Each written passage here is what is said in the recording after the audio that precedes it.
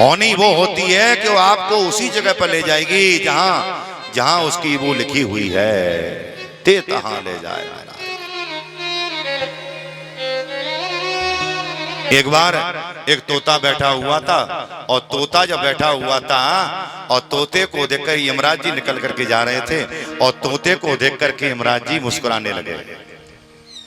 मुस्कुराते हुए यमराज जी निकल के चले गए, और तोता समझ गया कि यमराज जी मुझे देख करके मुस्कुराते हुए गए हैं। तोता गरुड़ जी के पास में गया, गरुड़ जी को प्रणाम करके कहता है, गरुड़ आज मैं बैठा हुआ था तो मुझे देख करके यमराज जी मुस्कुराते हुए गए हैं। यानी मेरा समय निकट आ चुका है। गरुड़ जी का चिंता मत करो, तुम्हारा यमराज कोई बाल बांका नहीं कर सकते, बैठो मेरी पीठ पर। और तोते को पीठ पर बैठा करके गरुड़ जी कहां पहुंचे? 7 समुद्र पार, 7 समुद्र पार, और एक गुफा में बैठा करके गरुड़ जी चले आए। और गरुड़ जी यमराज जी के पास में पहुंचे हैं, और यमराज जी से कहते हैं कि हे यमराज, तुम तोते को मुस्कुराते हुए गए थे, और उस तोते को मैं ये 7 समुद्र पार एक गुफा में छोड़ करके आया हूं।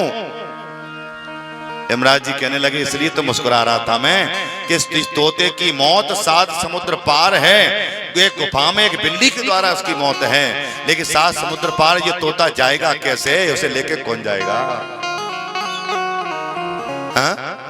इसे लेके कौन जाएगा? और इतने में आज तोते की डेड बॉडी यमराज जी के सामने गिरी, पट सीधा। और ये क्या? यमराज जी ने कहा, इसकी मौत 7 समुद्र पार एक बिल्ली की द्वारा थी। बोले और गुफा में जो आप तोते को छोड़ करके आए, गुफा में प्रवेश किया उस तोता ने, वहां बिल्ली बैठी हुई थी, बिल्ली ने इसको खा लिया।